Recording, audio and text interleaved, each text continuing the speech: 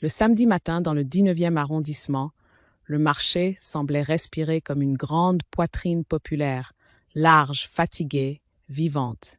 Il y avait cette buée légère qui montait des cajots de menthe fraîche, des bottes de coriandre encore mouillées, des olives ridées comme des visages qui avaient beaucoup vu et beaucoup pardonné.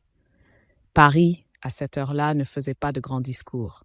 Elle froissait ses sacs en toile, faisait claquer les balances, roulait ses voyelles dans toutes les langues du monde et laissait les vieillards marcher lentement au milieu des pressés.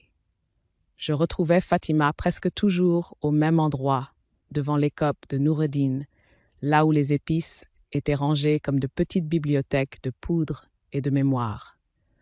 Je dis souvent que je suis restauratrice de livres anciens, mais la vérité est plus simple. Je passe mes journées à réparer ce que le temps menace de défaire. Les reliures, les coutures, les marges grignotées, les silences aussi parfois. Fatima, elle, réparait autrement.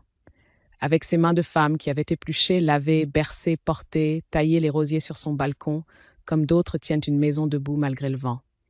Quand je l'aperçus ce matin-là, elle portait son cabas beige et son éternel gilet brun clair, celui qui semblait avoir absorbé l'odeur du cumin et de l'eau de rose. Elle me vit en même temps et leva la main. « Sarah, tu arrives trop tard. Le meilleur céleri est déjà parti. » Sa voix avait cette chaleur tranquille qui ne demandait rien, sinon d'être reconnue. Je souris. À notre âge, les vraies amitiés ne se déclarent plus. Elles se constatent, comme les saisons. « Le meilleur céleri est toujours celui qu'on choisit en râlant, » lui répondis-je. Noureddin éclata de rire. Il connaissait nos habitudes, nos querelles domestiques sans conséquence, nos fidélités. Il avait déjà posé devant nous 3 coupelles, ras el hanout, curcuma, paprika fumé. Fatima pencha la tête, huma le mélange avec un sérieux presque religieux. Chez elle, le couscous n'était jamais un plat. C'était une architecture morale, une manière d'ordonner le chaos. Les légumes d'un côté, les pois chiches de l'autre, le bouillon qui rassemble sans écraser. Ce paprika, non, dit-elle, trop brutal. Tu dis cela parce que tu cuisines comme on console, fis-je remarquer. Elle me lança ce regard amusé qu'elle réservait aux phrases un peu trop littéraires. Elle disait souvent que je parlais comme les livres que je recousais. Ce n'était pas faux. Il y a des métiers qui finissent par déposer leur poussière jusque dans la voix. Nous avancions lentement entre les étals. Elle cherchait de belles courgettes, fermes mais pas orgueilleuses. Moi, des dattes, du citron confit et un petit pot de karvi dont l'odeur me ramenait sans prévenir à mon enfance algérienne, à une cuisine blanche où ma mère posait les mains sur la table avant de prier en silence. Fatima, elle, parlait de ses roses. 2 pots avaient mal supporté le froid des jours précédents. Elle craignait une maladie ou simplement cette lassitude végétale qu'aucun remède n'empêche quand une tige a décidé de se retirer du monde. Les plantes sentent tout, murmura-t-elle en choisissant une botte de persil. Même ce qu'on ne dit pas. Je la regardais sans répondre.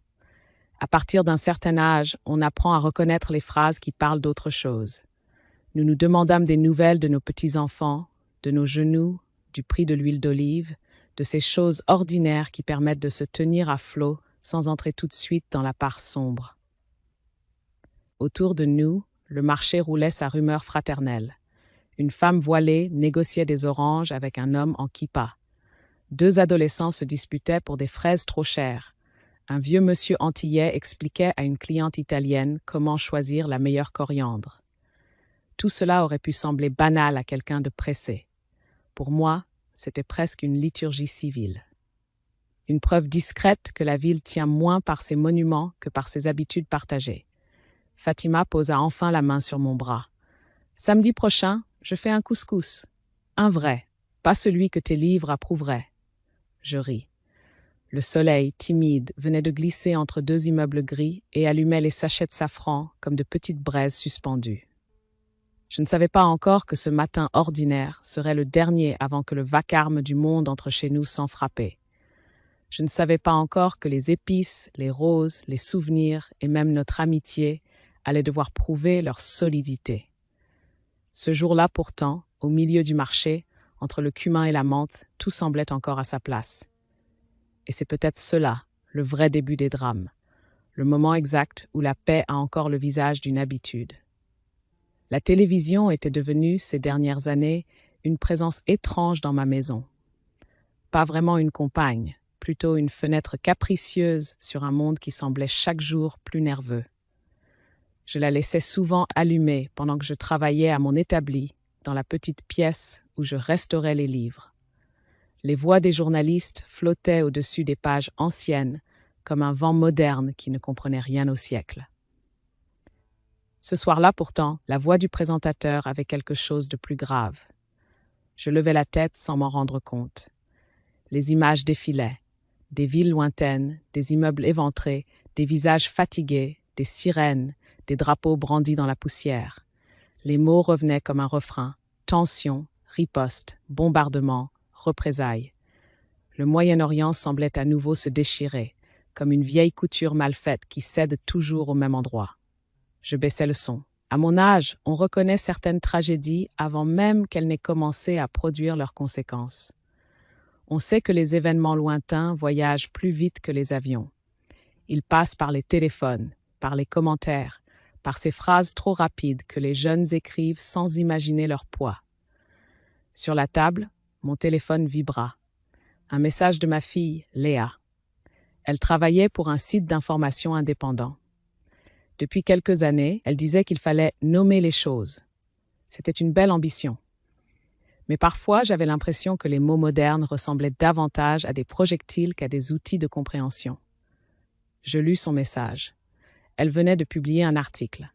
Le lien était accompagné d'une phrase courte, presque sèche. « Maman, regarde ça.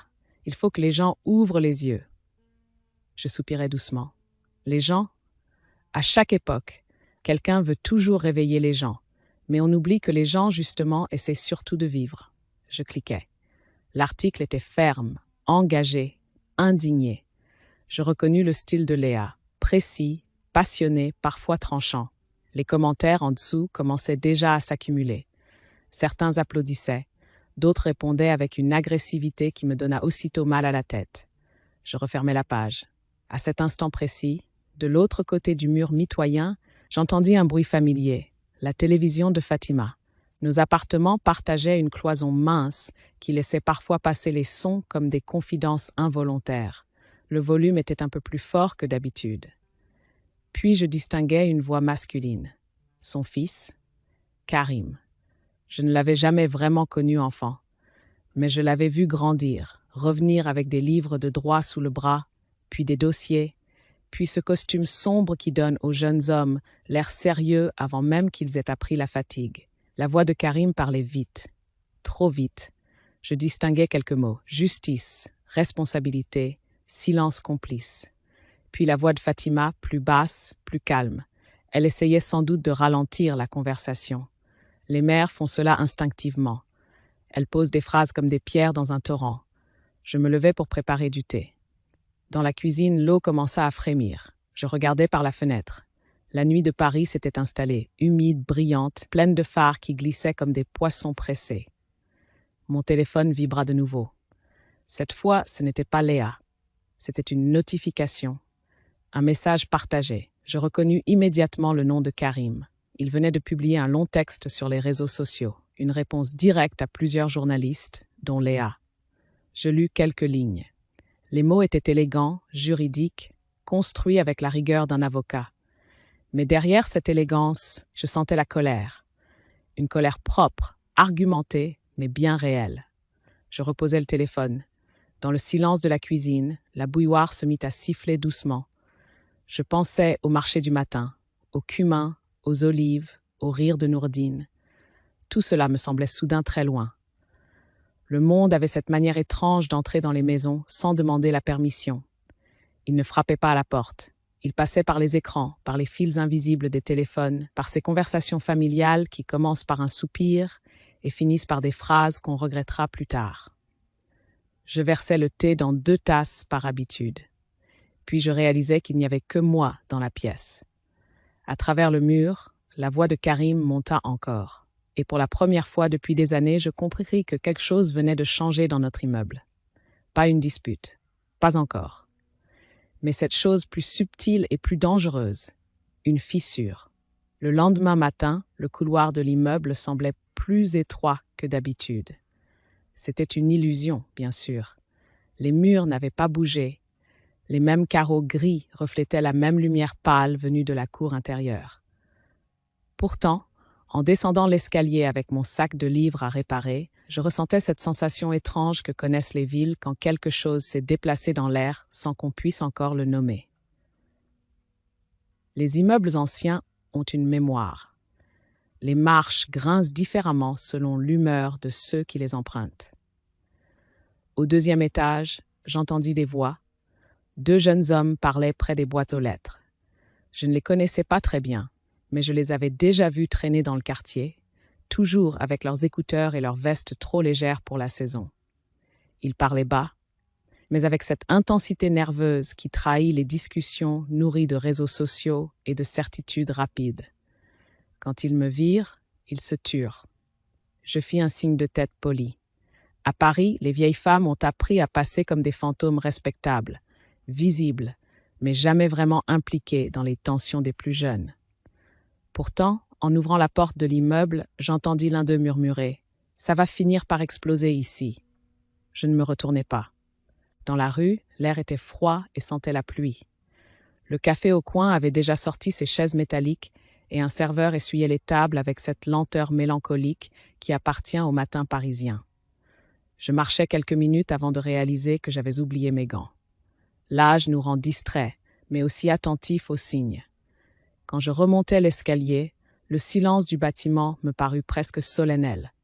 Pas un bruit de télévision, pas un pas, seulement la respiration lointaine des tuyaux de chauffage.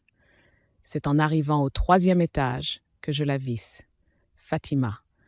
Elle se tenait près de la fenêtre du palier, immobile, comme quelqu'un qui attend que le monde se décide à parler le premier. Elle portait un foulard gris clair et un manteau sombre. Ses mains tenaient un sac de course presque vide. Nous nous regardâmes. Pendant des années, ces rencontres improvisées dans l'escalier avaient été accompagnées d'une phrase simple. Un commentaire sur la météo, une question sur les roses, un rappel que le marché du dimanche vendait enfin de bonnes aubergines. Mais cette fois-là, aucune phrase ne vint. Je sentis physiquement la présence des mots que nos enfants avaient écrits la veille, les articles, les commentaires, les réponses. Tout ce bruit numérique semblait s'être condensé entre nous, comme une vapeur invisible. Fatima détourna légèrement le regard, pas brusquement, pas avec froideur, simplement ce petit mouvement que l'on fait quand on ne sait plus très bien où poser les yeux.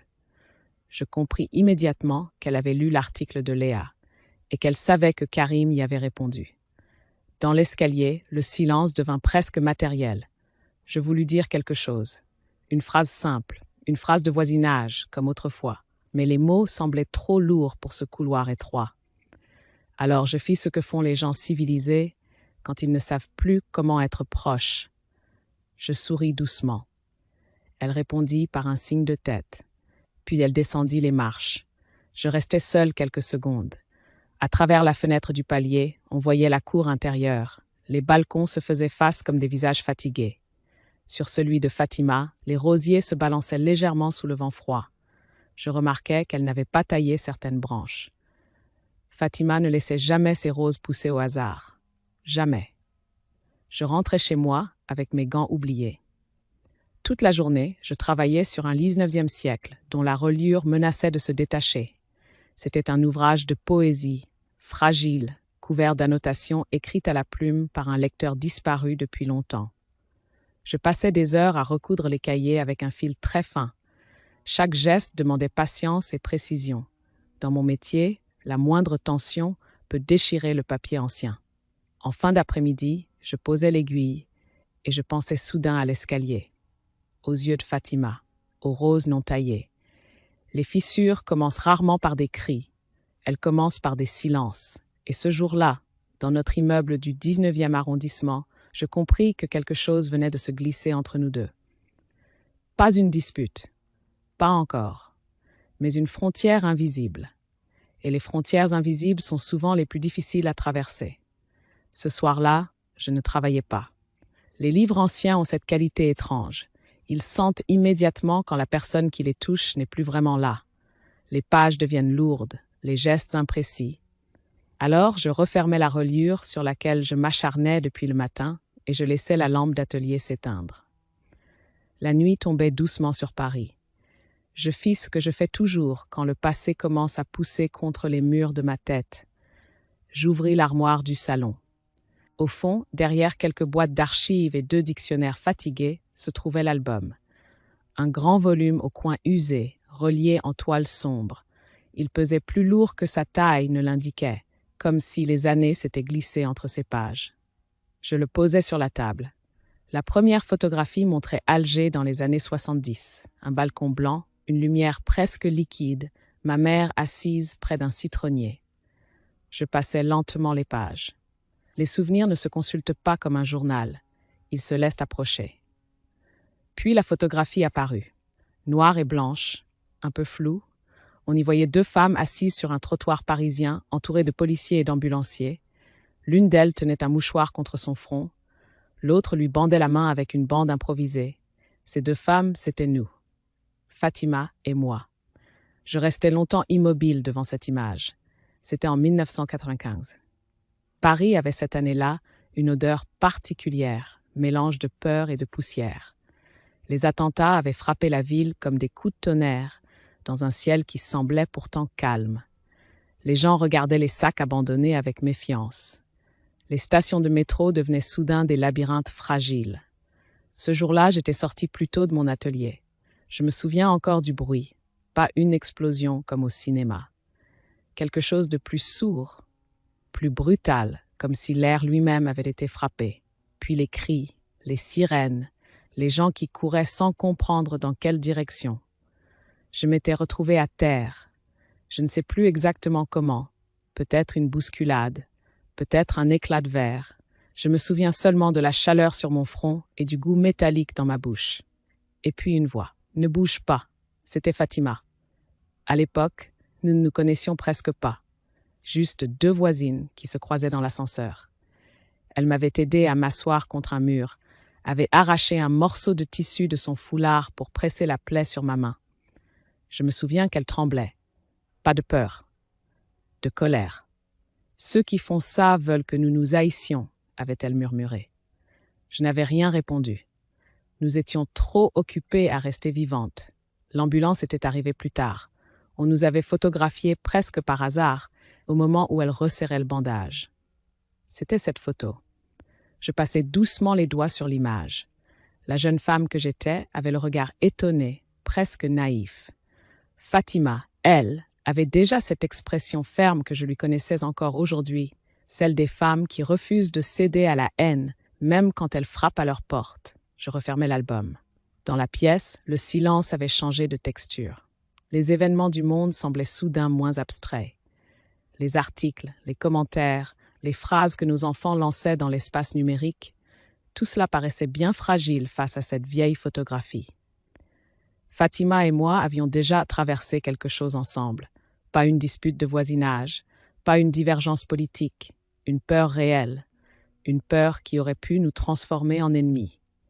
Mais ce jour-là, en 1995, aucune de nous n'avait demandé à l'autre d'où elle venait, ni quelle prière elle murmurait avant de dormir. Elle avait simplement serré ma main pour arrêter le sang. Je me levai. À travers la fenêtre, je vis la lumière du salon de Fatima s'allumer. Son ombre passa devant le rideau. Lente, un peu fatiguée, je restai là, debout, longtemps. Les gens parlent souvent de cicatrices comme de marques douloureuses, mais certaines cicatrices sont des liens. Et ce soir-là, en regardant la lumière de l'appartement voisin, je compris que le monde pouvait bien hurler autant qu'il voulait. Il y avait, entre Fatima et moi, une mémoire plus ancienne que les colères du présent, une mémoire faite de peurs partagées. Et parfois, c'est cela qui empêche les amitiés de mourir. Le lendemain matin, le ciel avait cette couleur pâle que Paris prend quand l'hiver hésite encore à partir. Une lumière fine glissait sur les façades du 19e arrondissement, comme si la ville avait décidé de respirer plus doucement. Je préparais du thé lorsque j'entendis un léger bruit contre la vitre du salon. Pas un coup, plutôt un froissement. Je levai les yeux. Un petit morceau de papier venait de tomber sur le sol du balcon. Je restai immobile quelques secondes. Les gestes les plus simples peuvent parfois contenir une sorte de solennité inattendue. Je posai la théière et sortis. L'air était frais. Les balcons de notre immeuble se faisaient face, séparés seulement par une distance que 2 voies pouvaient facilement franchir. Sur celui de Fatima, les rosiers formaient toujours cette petite forêt domestique qu'elle entretenait avec une patience presque maternelle. Certaines fleurs étaient encore fermées, serrées dans leurs pétales comme des promesses prudentes. Je ramassai le papier. C'était un morceau arraché à un carnet, plié en 2. L'écriture était celle de Fatima, ronde, légèrement penchée, la même qu'elle utilisait parfois pour me laisser des recettes ou les coordonnées d'un bon maraîcher. Je dépliais. Une seule phrase. Samedi soir, couscous de poisson, nous devons parler, sans les enfants. Je relus les mots plusieurs fois. Pas d'explication, pas de formule affectueuse, juste cette invitation simple, presque militaire dans sa sobriété. Je levai les yeux. Fatima était là, de l'autre côté. Elle se tenait près de ses rosiers, une paire de ciseaux de jardin dans la main. Elle ne coupait rien. Elle regardait simplement une tige, comme si elle réfléchissait à quelque chose de très ancien. Quand elle sentit mon regard, elle leva la tête. Nos yeux se rencontrèrent. Aucune de nous ne parla. Mais dans ce silence, il y avait une décision claire. Nous n'allions pas laisser le bruit du monde décider à notre place. Elle fit un léger signe de tête, puis elle reprit la taille de ses roses. Je restai encore un moment sur le balcon. Les bruits de la rue montaient doucement. Un bus qui freinait, une moto impatiente, le rire d'un enfant qu'on emmenait à l'école. Paris continuait sa journée avec cette indifférence élégante qui lui permet de survivre à toutes les crises. Je repliai le papier et le posai dans la poche de mon cardigan. Toute la journée, je pensais à ce dîner. Fatima ne faisait jamais les choses à moitié. Un couscous de poisson, chez elle, demandait presque une cérémonie. Le marché du matin, le choix des tomates mûres, la semoule roulée à la main, les épices dosées comme un équilibre fragile entre les continents. Je savais aussi ce que signifiait son invitation. Sans les enfants. À notre âge, cette précision n'était jamais anodine. Les enfants, même adultes, ont parfois cette manière d'agrandir les conflits comme des miroirs déformants. Ils parlent plus vite, plus fort, avec cette conviction ardente que l'histoire commence avec eux. Fatima et moi savions que certaines conversations ne supportent pas la jeunesse. En fin d'après-midi, je décidai de préparer quelque chose. Dans mon placard, je trouvais un petit pot de confiture de dattes que ma sœur m'avait envoyé d'Oran l'année précédente. C'était une recette ancienne de notre famille, parfumée au citron et à la cannelle. Je goûtais. La saveur me ramena immédiatement à mon enfance. Aux cuisines où les femmes parlaient bas pendant que les hommes discutaient politique trop fort dans la pièce voisine. Je souris. Ce serait mon offrande. Le soir tomba lentement. À travers la fenêtre, je voyais Fatima arroser ses roses. L'eau glissait sur les feuilles sombres, captant les dernières lueurs du ciel comme des éclats de verre liquide. Elle leva les yeux vers mon balcon. Je lui montrai le petit pot de confiture. Elle éclata de rire, silencieusement, et leva son pouce en signe d'approbation. C'était un geste minuscule. Mais parfois, les plus petites alliances suffisent à tenir tête aux tempêtes. Et ce soir-là, dans notre immeuble tranquille du 19e arrondissement, 2 vieilles femmes venaient peut-être de décider quelque chose d'important, que le monde pourrait bien crier tout ce qu'il voulait. Chez nous, on commencerait par dîner. Le samedi arriva avec une pluie fine qui semblait vouloir laver les trottoirs de toutes les colères accumulées dans la semaine. Paris, sous ce voile d'eau, paraissait presque plus douce. Les passants marchaient plus lentement, les cafés étaient pleins plus tôt que d'habitude, et les vitrines reflétaient une lumière grise qui donnait aux choses ordinaires une gravité inattendue. Je passais la journée à travailler un peu, à lire un peu, mais surtout à attendre.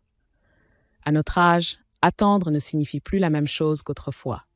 Ce n'est plus l'impatience des jeunes gens. C'est une forme de méditation discrète, un moment où les souvenirs viennent s'asseoir autour de vous comme des invités silencieux. Vers 6 heures du soir, je pris le petit pot de confiture de dattes et je traversai le couloir. La porte de Fatima était entr'ouverte. Une odeur chaude m'accueillit immédiatement. Tomates mijotées, coriandre fraîche, cumin grillé. L'odeur du couscous, quand il est préparé avec patience, a quelque chose d'apaisant. C'est un parfum qui raconte qu'on a pris le temps. Fatima se tenait dans la cuisine. Elle portait un tablier bleu foncé et remuait doucement une grande marmite. La vapeur montait en spirale vers la fenêtre entr'ouverte. « Hante, Sarah, dit-elle sans se retourner. Le poisson vient d'arriver dans le bouillon. » Je posai la confiture sur la table.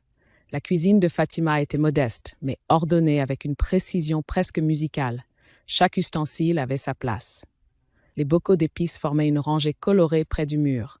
Curcuma doré, paprika rouge sombre, ras el hanout brun comme la terre après la pluie. Je m'approchai de la marmite. « Tu as mis du safran, remarquai-je. » Fatima leva un sourcil. « Bien sûr. » Je pris une petite cuillère et goûtai le bouillon. « Trop. » Elle se retourna brusquement. « Trop ?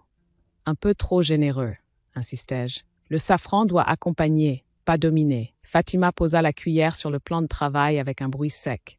C'est ce que disent les gens qui ont peur du goût. Je souris. Ou ceux qui savent que la patience vaut mieux que la démonstration. Elle croisa les bras.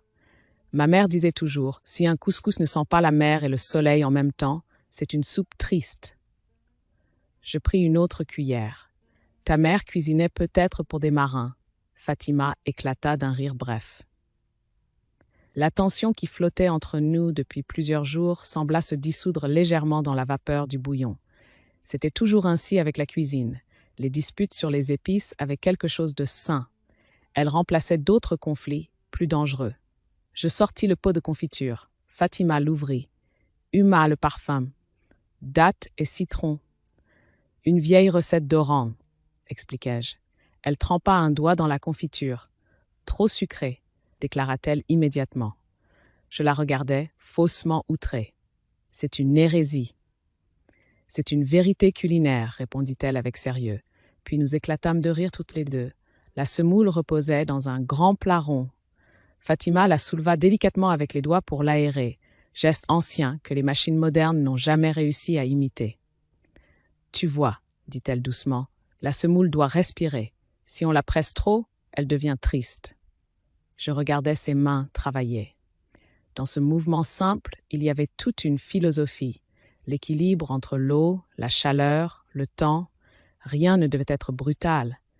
Je pensais soudain que les sociétés humaines auraient peut-être intérêt à apprendre à cuisiner avant de débattre. Fatima versa le bouillon dans un grand bol. « Goûte encore, dit-elle. » Je pris une cuillère. Le safran était toujours un peu trop présent, mais je ne dis rien. Fatima me regardait avec un demi-sourire. « Alors ?» Je posai la cuillère. « Disons que ton couscous est courageux. » Elle éclata de rire. Dans la rue, une sirène de police passa au loin. Les manifestations de la semaine continuaient quelque part dans la ville. Mais dans cette petite cuisine du 19e arrondissement, deux vieilles femmes discutaient encore de la quantité exacte de safran dans un couscous de poisson. Et pour un instant au moins, cela suffisait à maintenir le monde à distance. Nous avons dressé la table près de la fenêtre. Fatima sortit 2 assiettes blanches qu'elle réservait aux occasions calmes. Pas les grandes réunions familiales, pas les fêtes bruyantes. Non, ces assiettes-là servaient pour les repas où l'on devait parler lentement.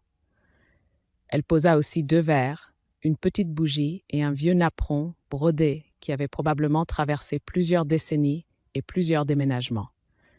La cuisine était maintenant pleine d'une chaleur douce.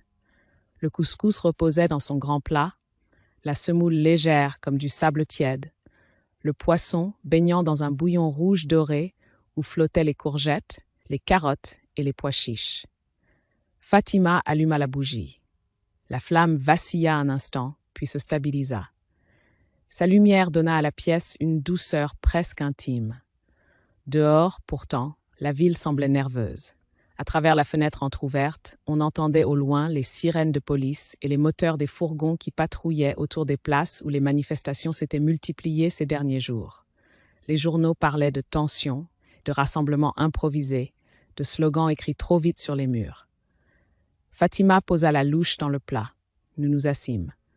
Pendant quelques minutes, nous mangeâmes en silence. Ce n'était pas un silence gêné, plutôt celui que l'on réserve aux premiers instants d'un repas bien préparé, quand la bouche et le souvenir ont besoin de se retrouver. Le couscous était bon, très bon même.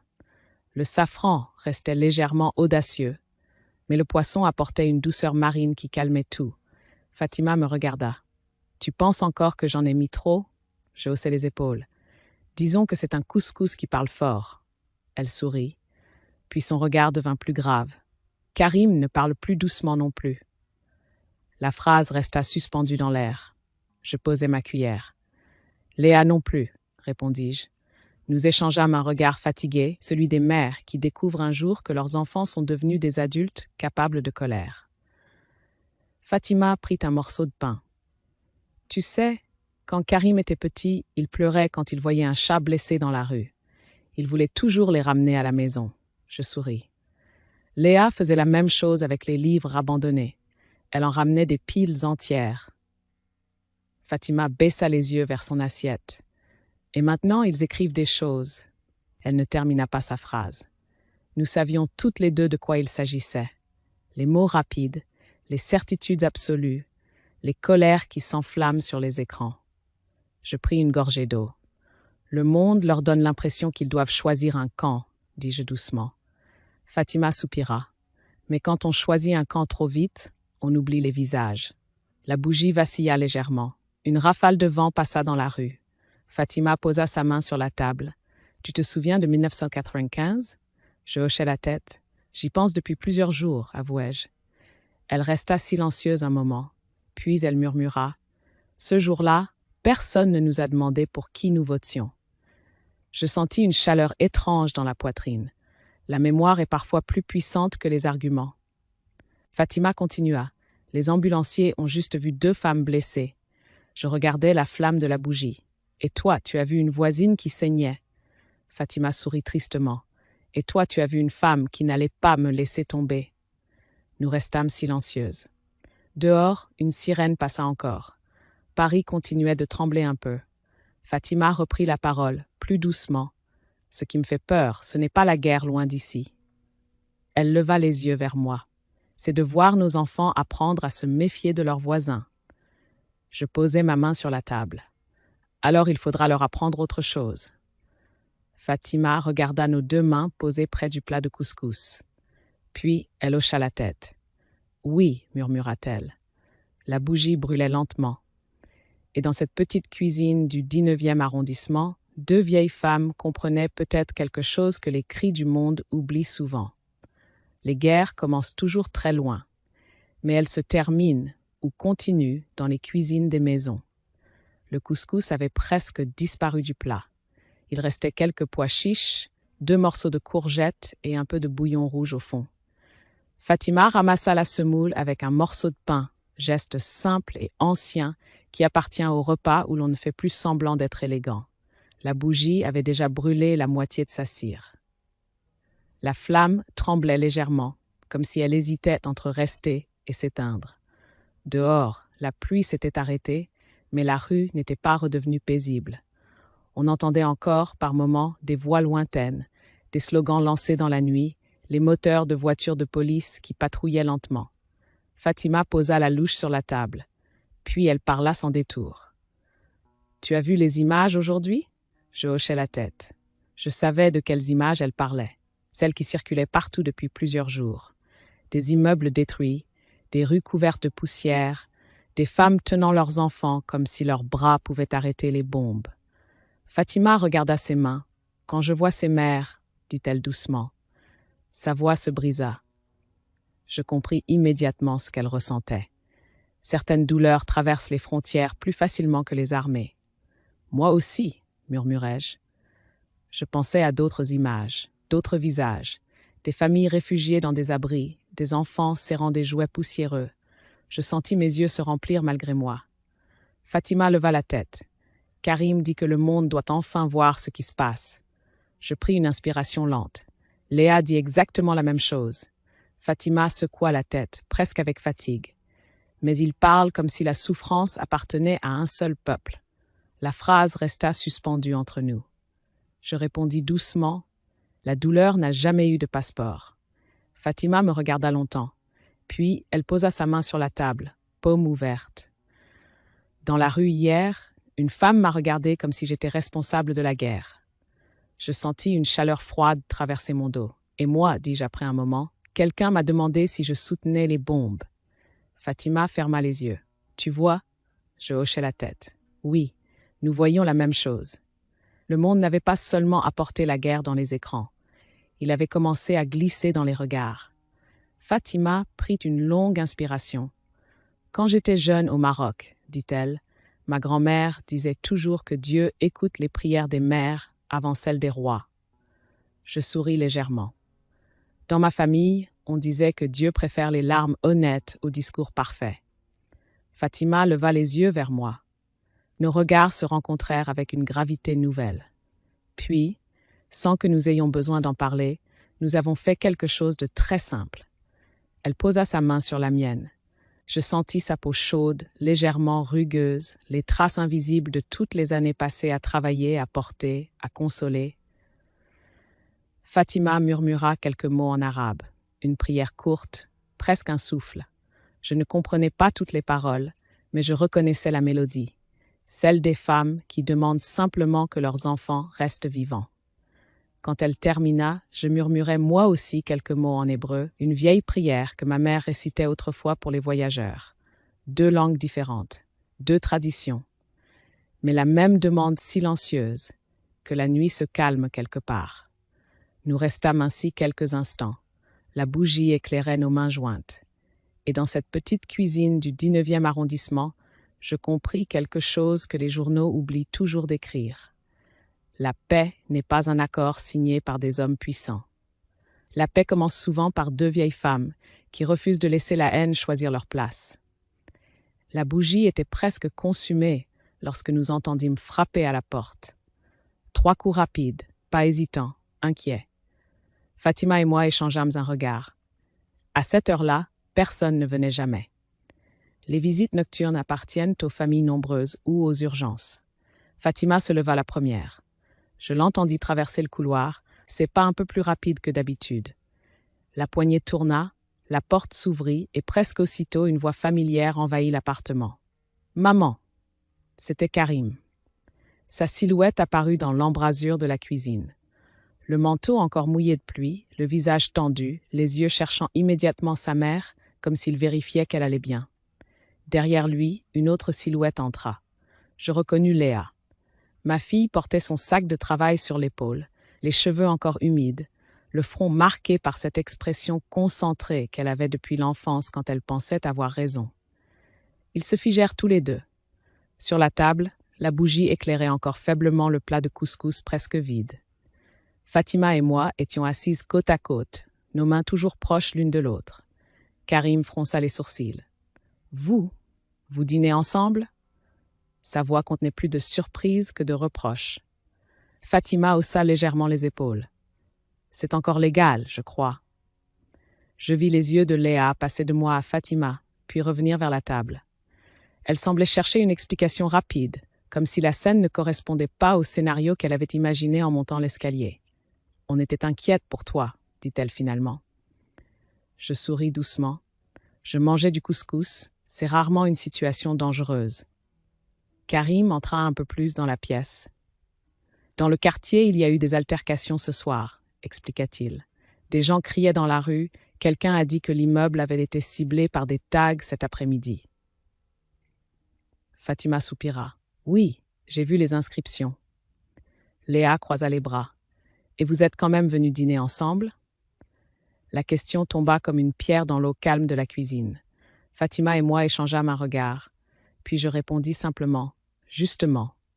Le silence qui suivit fut étrange. Karim regardait la table comme s'il essayait de comprendre quelque chose qui ne figurait dans aucun article de loi. Léa, elle, observait la bougie qui se consumait lentement. Fatima se leva pour chercher 2 autres assiettes. « Vous allez manger », déclara-t-elle avec une autorité tranquille. Karim protesta aussitôt. « Maman, ce n'est pas le moment. »« Justement, » répéta-t-elle calmement. Elle posa les assiettes devant eux. Léa hésita un instant, puis s'assit. Karim fit de même, un peu raide. Fatima servit ce qu'il restait de couscous. La scène avait quelque chose de presque absurde. 2 jeunes adultes tendus comme des cordes et 2 vieilles femmes qui continuaient à organiser un dîner comme si le monde extérieur n'avait aucune importance. Personne ne parla pendant quelques minutes. Puis Léa murmura « Il est bon ». Fatima esquissa un sourire discret. Karim goûta à son tour. « Il y a beaucoup de safran », observa-t-il. Je levai les yeux au ciel. « Je l'ai déjà dit ». Fatima protesta aussitôt. « Et j'ai déjà répondu ». Contre toute attente, Léa laissa échapper un petit rire. Karim regarda d'abord sa mère, puis moi, puis sa sœur de table improvisée. La tension dans ses épaules sembla se relâcher légèrement. Dans la cuisine, la bougie termina de brûler. Et pendant un court instant, 4 personnes de 2 générations différentes partagèrent le même repas, le même silence, et peut-être la même question. Et si la paix commençait simplement par cela? Le lendemain matin, la pluie avait cessé. Paris se réveillait dans cette lumière fragile qui suit les nuits agitées. Les trottoirs brillaient encore, lavés par l'averse, et l'air avait cette fraîcheur légère qui donne l'impression que la ville recommence quelque chose. Je sortis sur le balcon avec ma tasse de thé.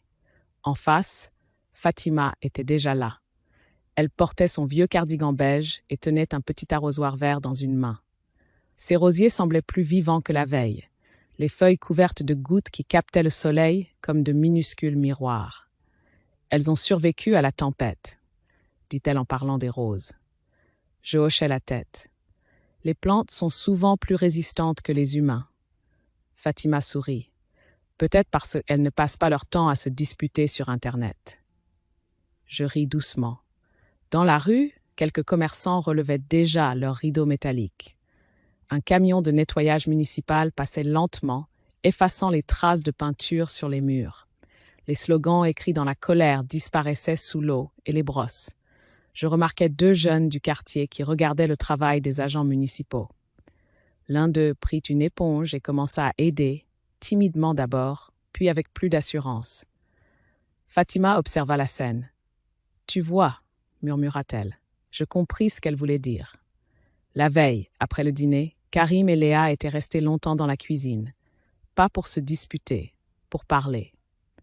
Lentement, avec cette prudence que l'on adopte quand on réalise que la colère ne suffit plus. Je n'avais pas entendu tous les mots, mais j'avais entendu quelque chose de plus important, des silences qui cherchaient à comprendre. Fatima posa l'arrosoir. « Karim est rentré tard, dit-elle. Léa aussi. » Nous restâmes un moment à regarder la rue. Le soleil montait doucement entre les immeubles gris, comme une lumière timide qui ne voulait déranger personne. Fatima coupa une branche sèche sur un rosier. « Les roses, tu sais, dit-elle, si on ne les taille pas de temps en temps, elles s'en mêlent. Les tiges finissent par se blesser entre elles. » Je regardais la branche qu'elle venait d'enlever. « Et après ?» Elle haussa les épaules. « Après, elle repousse mieux. Le vent léger fit bouger les feuilles. » Je pensais soudain à l'album, à la photographie de 1995, au bandage improvisé et à la peur partagée. À ce jour où 2 femmes qui ne se connaissaient presque pas avaient décidé sans discours que la haine n'aurait pas le dernier mot. Fatima releva la tête. « Tu viens boire un café ?» Je levai ma tasse de thé. « Seulement si tu promets de ne pas mettre du safran dedans. » Elle éclata de rire. Dans la rue, les jeunes continuaient à effacer les derniers graffitis. Les murs redevenaient gris, ordinaires, presque paisibles. Je regardais les balcons, les fenêtres ouvertes, les rideaux qui bougeaient doucement. Et je compris quelque chose que les journaux ne racontent presque jamais. Les grandes décisions du monde se prennent dans des salles immenses, avec des drapeaux et des microphones. Mais la paix, elle, naît ailleurs. Elle naît dans les cuisines où l'on partage un couscous malgré les tensions. Dans les escaliers où l'on choisit de se saluer malgré les rumeurs. Dans les balcons où 2 vieilles femmes continuent à arroser leurs roses. Le monde aime les discours spectaculaires, mais la paix, la vraie, commence souvent par un geste très simple, traiter son voisin comme un être humain. Et parfois, cela suffit pour empêcher la haine de franchir le mur. Parfois, en repensant à cette semaine-là, je me dis que les grands drames de notre époque ne commencent pas seulement par des bombes ou des discours. Ils commencent plus silencieusement, par la peur qui s'installe dans les regards, par les mots trop rapides que l'on écrit derrière un écran, par ces frontières invisibles qui apparaissent entre des gens qui, la veille encore, partageaient un café. Fatima et moi n'avons rien fait d'héroïque. Nous n'avons signé aucun traité, nous n'avons convaincu aucune foule. Nous avons simplement refusé une chose, laisser la haine décider à notre place qui devait être notre voisin. À notre âge, on comprend quelque chose que la jeunesse oublie parfois dans le tumulte du monde. Les idéologies passent, les crises passent, les gouvernements passent, mais les visages que l'on croise dans l'escalier restent. Les gens avec qui l'on partage un mur, un marché, un morceau de pain, ce sont eux qui composent la véritable société. Et si nous apprenions à protéger ces liens-là avec autant d'énergie que nous protégeons nos opinions? Je me pose souvent cette question, et je vous la pose à vous aussi. Avez-vous déjà vécu une situation où un conflit du monde extérieur a soudainement traversé votre vie quotidienne? Une dispute politique entre amis, une tension dans la famille, un regard différent dans votre quartier. Et surtout, qu'avez-vous choisi de faire? Avez-vous laissé la colère gagner ou avez-vous trouvé, comme Fatima avec son couscous, comme moi avec mon pot de confiture, un petit geste pour rappeler que nous restons avant tout des êtres humains? Les histoires les plus importantes ne sont pas toujours celles que l'on voit aux informations. Ce sont souvent celles qui se passent dans les cuisines, sur les balcons, dans les couloirs d'immeubles. Si vous le souhaitez, racontez-nous votre propre histoire. Un moment où un simple geste, une conversation, un repas partagé, a réussi à désamorcer une tension ou à rapprocher deux personnes que tout semblait opposer.